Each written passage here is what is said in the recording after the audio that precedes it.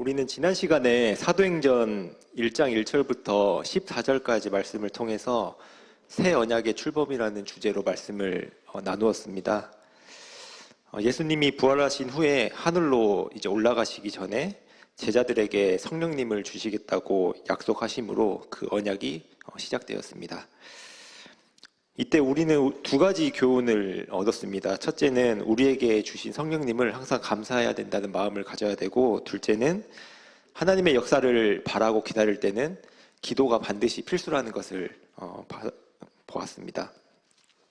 당시 예수님의 제자이고 사도였던 11명이 예수님이 십자가에서 죽으신 것과 죽으신 몸 그대로 부활하신 것을 목격을 직접 하였고, 예수님은 사도들에게 예수님의 증인으로서 땅끝까지 복음을 전파하는 중요한 그 중책을 맡기기 위해서 예수님 부활하시고 40일 동안 제자들을 또 가르치셨습니다. 이러한 예수님의 사도들이 모든 것을 목격하고 가르침을 받았음에도 복음을 전파하는 그 역할에는 반드시 성령님이 그 제자들 사도들에게 주어져야 가능하다고 말씀을 하셨습니다. 이후에 그 약속을 이루셔서 성령님을 이 땅에 계속 지속하게 내주하게 하시고, 구약에는 특별한 사람들과 특별한 기간에만 주어졌던 성령님이 지금은 우리가 항상 함께 계시다는 사실에 감사해야 됩니다.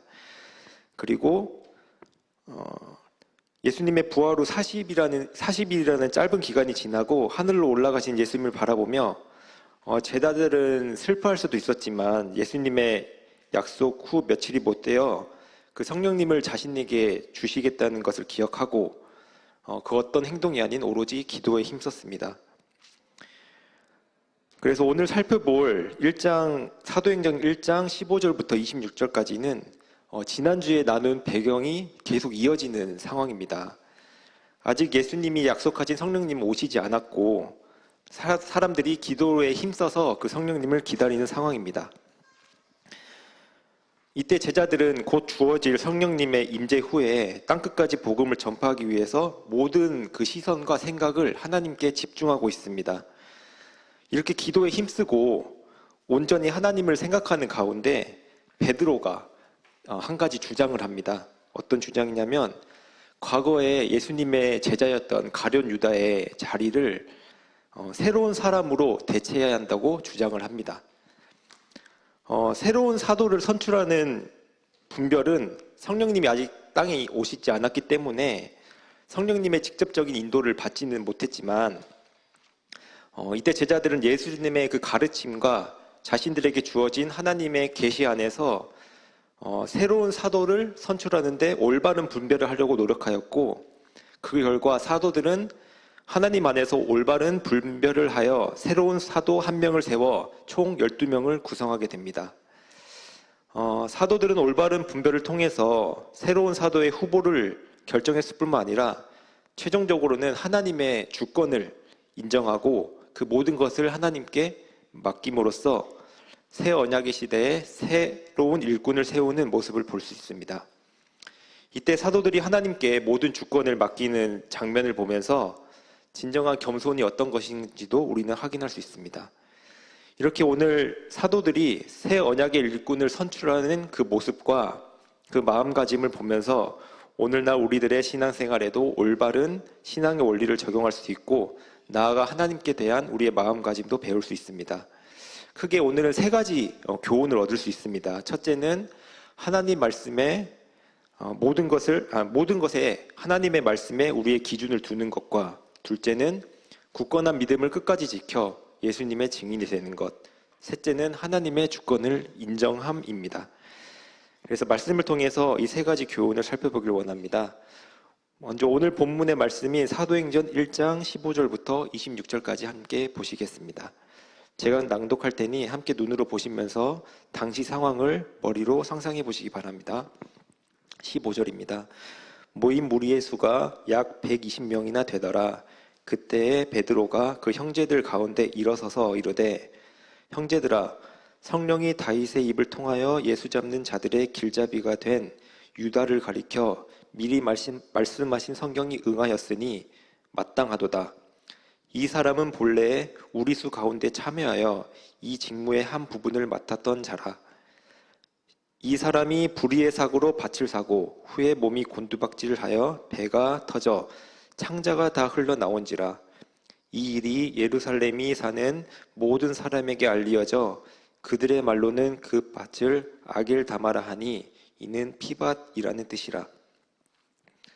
시편에 기록되었으되 그의 거처를 황폐하게 하시며 거기 거하는 자가 없게 하소서 하였고, 또 일렀으되 그의 직분을 타인이 취하게 하소서 하였도다. 이러함으로 요한의 세례로부터 우리 가운데서 올려져 가신 날까지 주 예수께서 우리 가운데에 출입하실 때에 항상 우리와 함께 다니던 사람 중에 하나를 세워 우리와 더불어 예수께서 부활하심을 증언할 사람이 되게 하여야 하리라 하거늘, 그들이 두 사람을 내세우니 하나는 바사바라고도 하고 별명은 유스도라고 하는 요셉이요 하나는 matti아라.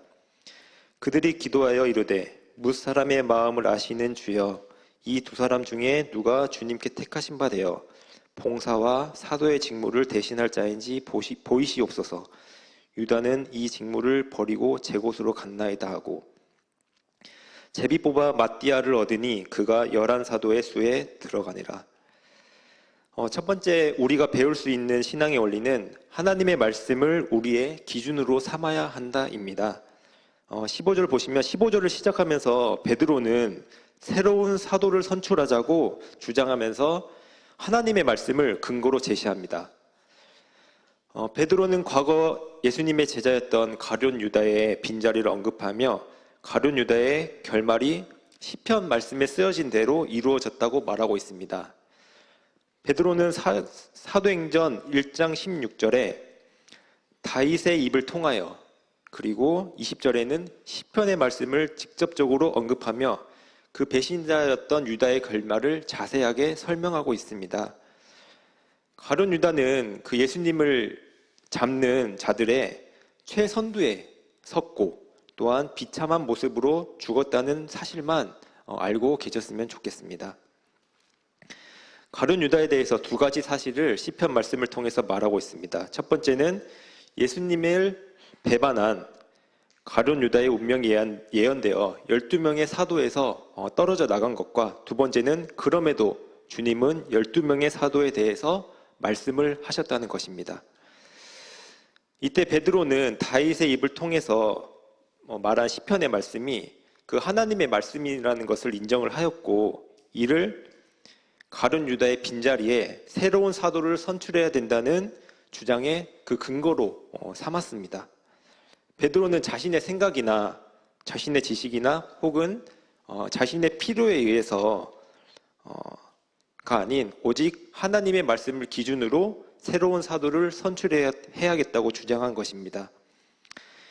성경에서는 베드로뿐만 아니라 성경의 많은 인물들이 이와 같은 하나님의 기준을 삼아서 선택을 하는 좋은 본보기를 보여주었습니다. 다니엘과 세 친구는 잘 아시다시피 우상 숭배를 거절하였습니다. 세상의 기준으로 볼 때는 그 우상에게 잠시 절하기만 하면 그 생명도 보존하고 어떻게 보면 풍요로운 삶을 살 수도 있었지만, 그 다니엘과 세 친구는 하나님의 기준에 서서 그 우상을 거절하고 유일하신 하나님만 섬겼습니다. 그리고 날로 지위가 높아지는 요셉을 통해 우리도 알 수 있습니다. 요셉이 보디발의 아내가 유혹할 때에는 세상 사람들의 기준에서 보면은 유혹을 완전하게 뿌리치는 것이 아니라 어느 정도 타협을 한다거나 자기 합리화를 한다거나 할 수 있었겠지만, 하나님의 기준에선 요셉은 완전하게 그 유혹을 단절하면서 내가 어찌 이 큰 악을 행하리이까 하고 하나님 앞에서 정직한 모습을 보였습니다. 하지만 우리는 세상을 살아가다 보면은 이 세상의 기준에 맞추어 살아갈 때가 종종은 있습니다. 이런 우리를 위해서 하나님께서는 로마서 12장 2절에서 너희는 이 세대를 본받지 말고 오직 마음을 새롭게 함으로 변화를 받아 하나님의 뜻이 무엇인지 분별하도록 하라고 말씀하셨습니다. 하나님 분명히 여러 말씀에서 세상에 우리의 기준을 두지 말고 하나님의 말씀과 하나님의 뜻에 기준을 두라고 말씀을 하고 계십니다. 한 가지 간증을 드리면, 저는 예전에 그 직장 준비를 할 때 믿음 생활에 우선하지 않고 오히려 그때 공부를 하는데 공부하는 시간을 더 늘리지 못해서 조급한 마음을 가지고 있었습니다. 또한 마음이 더 여유가 없고 이 걱정만 무한적으로 늘어나는 것을 경험했습니다. 이때는 내 신앙생활보다는 공부에 대한 그 시간을 더 많이 늘려야 된다는 그 세상의 기준에 더 치우쳐져 있었습니다. 후에 어떠한 계기로 말씀을 계기로 세상의 기준이 아닌 하나님의 기준에 맞추어 나의 초점이 바뀌었을 때 하나님께 모든 것이 맡겨지고 오히려 마음이 평안한 거, 걱정이 없어지는 것을 경험을 했습니다. 이처럼 세상에 우리의 기준을 둔다면 점점 더 걱정과 근심만 늘어나고 진정한 평안을 얻을 수 없을 것입니다. 그리고 베드로는 예수님을 향해서 모든 부분에 대해 모든 것을 시선을 집중하였습니다. 시편 말씀뿐만 아니라 예수님의 공생의 그 기간에도 예수님과 베드로는 항상 함께하면서 예수님께 시선을 집중한 것입니다. 마태복음 19장 28절 말씀에서도 예수께서 이르시되 내가 진실로 너희에게 이르노니 세상이 새롭게 되어 인자가 자기 영광의 보좌에 앉을 때에는 나를 따른 너희도 12 보좌에 앉아 이스라엘 12지파를 심판하리라 라고 되어 있습니다. 베드로는 이와 같이 예수님의 그 말씀과 구약시대 하나님의 말씀을 기초로 올바른 근거를 제시하여 새로운 사도를 선출하자고 말한 것입니다. 즉 정리하자면 우리의 모든 생각은 그 암묵적으로나 세상적으로 좋아 보이는 것보다는 하느님의 말씀, 즉 성경적인 것을 택해야 된다는 것입니다. 어쩌면 베드로는 세상의 기준으로 생각을 했다면 새로운 사도는 능력이 많고 많은 사람을 세우면 더 효과적으로 복음을 전파할 수 있다고 더 생각할 수 있었겠고, 반대로 또 다른 사도가 세워지면 자신들의 기존 그 11명의 사도들의 권위가 줄어들고 그 권위가 줄어든다고 생각할 수도 있었을 것입니다. 왜냐하면 숫자는 적을수록 더 특별하게 느껴지니까요. 하지만 베드로는 성경의 예언과 예수님의 말씀을 기억하고 순종하여 한 명의 사도를 선출하였습니다. 하나님의 기준에 둔 사람은 하나님 말씀 앞에서 순종하는 모습을 보여주는 것입니다. 이것이 첫 번째 교훈인 우리의 모든 것을 하나님 말씀의 기준에 두어야 된다는 것입니다. 이후에 순종은 반드시 따라오는 것이지요. 이것은 우리의 신앙생활에 가장 기초적으로 적용해야 될 부분입니다. 왜냐하면 세상의 논리나 세상의 생각들은 언젠간 없어져 사라질 것이기 때문입니다. 하지만 하나님의 말씀은 영원히 살아있고 단 한 글자나 한 점이나 절대 없어지지 않을 것들이기 때문입니다. 두 번째 살펴볼 신앙의 원리는 굳건한 믿음을 지켜서 예수님의 증인이 되어야 한다입니다. 지금까지 베드로는 하나님의 기준을 바탕으로 새로운 사도 선출의 이유를 설명하였고, 이어서 새로운 사도를 선출하는데 가장 우선시되는 그 기준을, 자격 요건을 설명합니다. 말씀을 보시겠습니다. 21절부터 22절입니다. 이러함으로 요한의 세례로부터 우리 가운데서 올려져 가신 날까지 주 예수께서 우리 가운데 출입하실 때에 항상 우리와 함께 다니던 사람 중에 하나를 세워 우리와 더불어 예수께서 부활하심을 증언할 사람이 되게 하여라 하리라. 베드로가 주장하는 새로운 사도로서 핵심 자격 요건은 예수님을 증언할 증인이어야 한다는 것입니다. 예수님의 참 증인의 조건은 예수님과의 그 일시적인 기간이 아닌 예수님의 모든 공생의 전체 기간에 항상 함께 다녀서 예수님의 죽음부터 부활까지 모든 것을 직접 보고 예수님의 가르침을 직접 받은 사람이어야 했습니다. 이러한 조건은 굳건한 믿음을 가진 자만이 이러한 조건에 충족할 수 있습니다. 당시 상황을 비추어 볼 때 베드로가 이 같은 세 가지 조건을 제시한 이유를 살펴볼 수 있는데요. 첫째로는 당시에는 성경이 완성되지 않았습니다. 따라서 예수님께 직접적으로 가르침을 받은 자여야 했습니다. 그래야 그 권위가 있었기 때문입니다. 지금은 이 성경이 최고의 권위를 갖고 있지만 성경이 아직 완성되기 전에는 예수님께 직접 가르침을 받은 자가 권위가 있는 것이었습니다. 둘째로 당시 로마의 문화에서는 최소한의 증인의 기준을 가지려면 직접 목격한 자여야 했습니다. 부활을 직접 목격한 사람만이 로마 문화의 기준에서는 최소한의 증인의 역할을 할 수 있었습니다. 마지막으로 앞으로 이 사도들이 땅끝까지 복음을 전파할 것인데 많은 박해와 핍박이 점점 심해질 것입니다. 예수님을 직접적으로 목격한 사람이 아니라면 쉽게 무너져 내릴 수 있다고 생각했던 것입니다.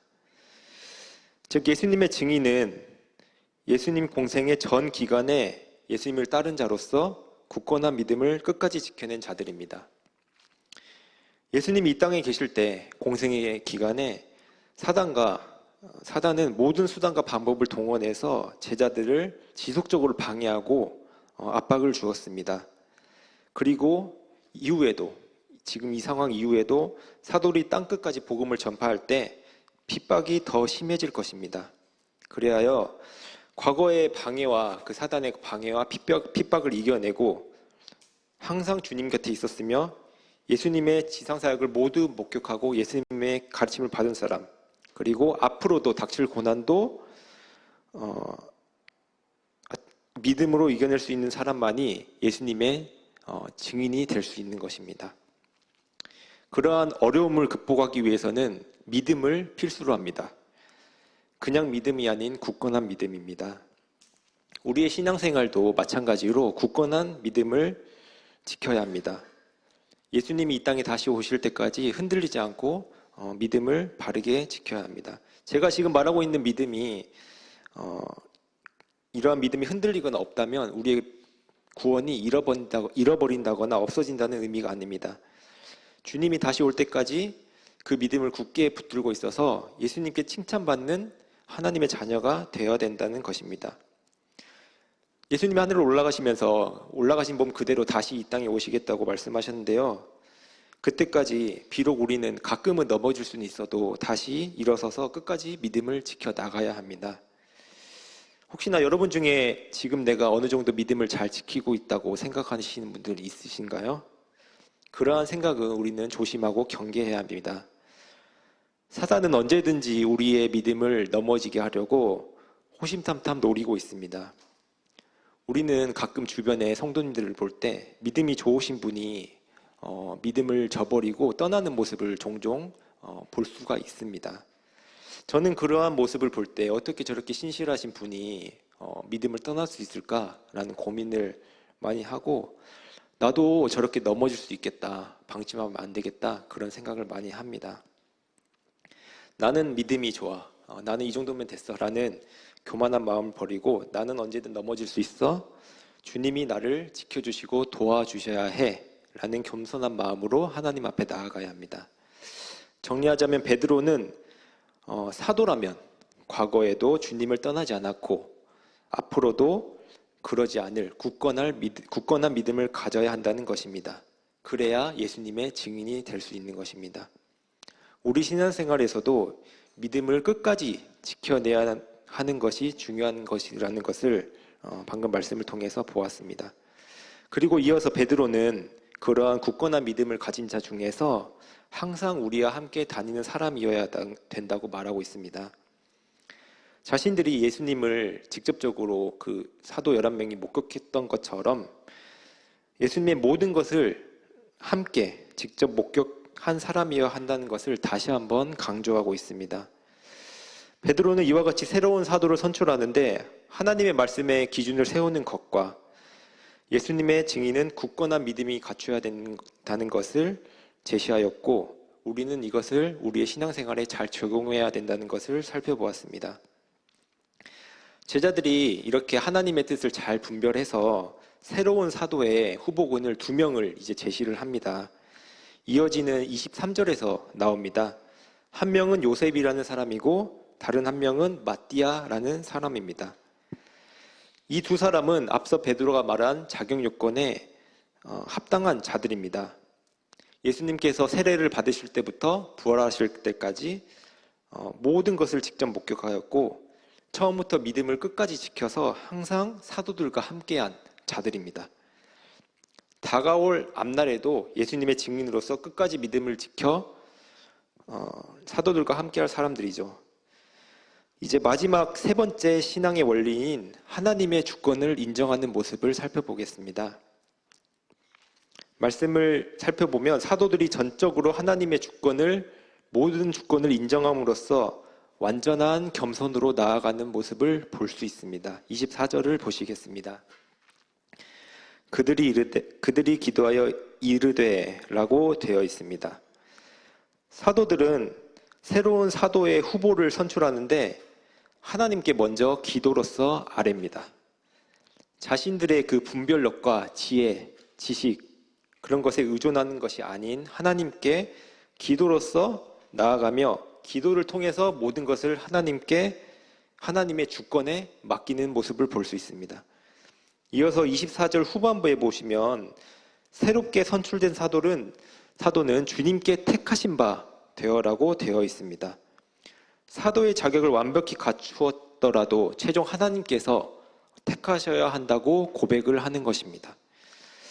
한 예로서 우리가 직장을 선택할 때 구원받은 우리에게는 성령님이 계시기 때문에 어느 정도 하나님이 기뻐하시는 직장을 분별하고 선택을 할 수가 있습니다. 또한 우리가 나중에 결혼을 할 때도 배우자를 이제 기도하고 선택함에 있어서 하나님의 말씀과 그 분별력에 기초해서 올바른 믿는 자와 결혼을 하고 올바른 그 배우자를 선택하고 분별할 수 있습니다. 하지만 말씀을 기준으로 분별을 이렇게 한다 하더라도 그것에 더해서 사도들이 하나님의 주권을 인정한 것처럼 우리들도 하나님의 주권을 인정하고 인도하심을 구하고 순종을 해야 하는 것입니다. 이것이 오늘의 말씀에서 세 번째 신앙의 원리입니다. 우리는 하나님의 주권을 인정함으로써 겸손한 하나님의 자녀가 되어야 합니다. 이렇게 하나님의 주권을 마지막에 인정하는 것이 하나님께서 기뻐하시는 것이기 때문입니다. 이어지는 26절에서는 하나님의 주권을 이제 맡기는 장면이 나옵니다. 새로운 사도를 선출하는데 하나님께 의뢰할 때 여기에 보면 제비 뽑는 방식으로 선정되었다고 결정하였다고 되어 있습니다. 단지 여기에 나오는 제비 뽑기의 방식에는 큰 의미를 두지 않으셔도 됩니다. 당시 시대에 하나님의 뜻을 확인하는 하나의 방식으로만 생각하시면 되겠습니다. 구약 잠언 16장 33절에 보면 제비는 사람이 뽑으나 모든 일을 작정하시기는 여호와께 있느니라 라고 되어 있습니다. 지금 시대와 달리 당시 사도들에게는 성령님이 주어지지 않았고 예수님도 이 땅에 없으셨기 때문에 잠언 말씀에 나온 것처럼 과거 구약시대 때 하나님의 뜻을 알아보는 방법인 제비를 뽑는 방식을 사용했던 것입니다. 하지만 지금은 성령님이 주어지고 난 이후에는 이러한 방식을 사용하는 것이 아닌 오늘날처럼 성령님의 인도하심과 하나님의 말씀을 통해서 분별하고 결정하고 있습니다. 이렇게 총 세 가지로 사도들은 말씀의 기준을 두고 하나님의 뜻을 분별을 하였고 거기에 그치는 것이 아니라 하나님의 최종적으로 주권을 인정함으로써 올바른 자세와 태도를 보여주었습니다. 이렇게 최종적으로 하나님께서 선택한 새 언약의 일꾼인 마띠아가 12사도의 수에 들어가 다음에 다가올 새 언약의 시대를 준비하였습니다. 우리는 이 말씀에서 적용 부분을 좀 살펴볼 수 있는데요. 우리 동전을 보시면 양면이 있죠. 한쪽에는 숫자가 있고 한쪽에는 그림이 있습니다. 우리 신앙생활도 어쩌면 이 동전의 양면성과도 같습니다. 왜냐하면 우리가 하나님의 그 기준 안에서 올바르게 분별하고 하는 것은 하나님 앞에서는 정말 좋고 겸손한 자세이며 올바른 자세입니다. 하지만 여기서 하나님의 주권을 잃어버리고 간과한다면 하나님께서는 기뻐하지 않으실 겁니다. 동전의 양면처럼 이 두 가지가 균형되게 유지되어야 하는 것입니다. 여러분들이 주일학교 학생부, 청년 그리고 찬양팀, 영상팀, 은양팀 등 여러 부서에서 섬기고 있는 그 모습을 보면 너무나 보기 좋고 또 하늘에서 하나님이 기뻐하실 것입니다. 이와 같이 하나님의 말씀에 따라 살고 믿음을 지켜나가는 것에 더해서 하나님의 주권을 인정하시고 하나님의 도우심을 항상 구하시길 바랍니다. 그래야만 그러한 여러분들 통해서 하나님의 영광이 더 드러날 것입니다. 마지막으로 말씀 한 구절을 찾아보겠습니다. 잠언 3장 6절입니다.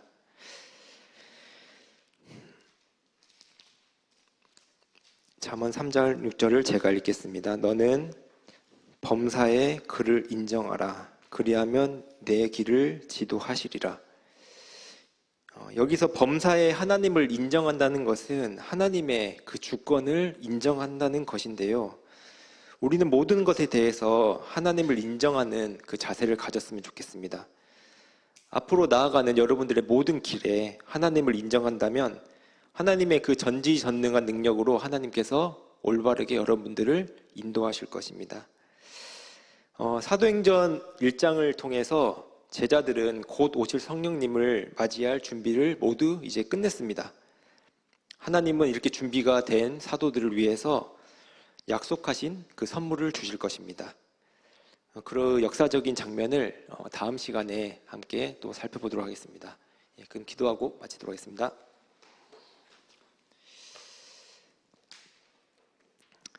아버지 하나님 감사드립니다. 하나님께서 모든 것을 허락해 주셔서 이 자리에 함께 모여 하나님께 찬양드리고 함께 말씀을 나누는 시간을 주셔서 참으로 감사를 드립니다. 사도행전 1장을 통해서 예수님이 이 땅에 주시겠다는 그 성령의 약속하심을 기다리며 우리 제자들의 그 자세와 태도를 살펴보았습니다. 이를 우리에게 적용하게 해주시고 항상 우리 안에 간직할 수 있도록 인도해 주시기 바랍니다. 이 시간 모든 것을 인도해 주신 하나님께 감사를 드리며 예수 그리스도 이름으로 기도드렸습니다. 아멘.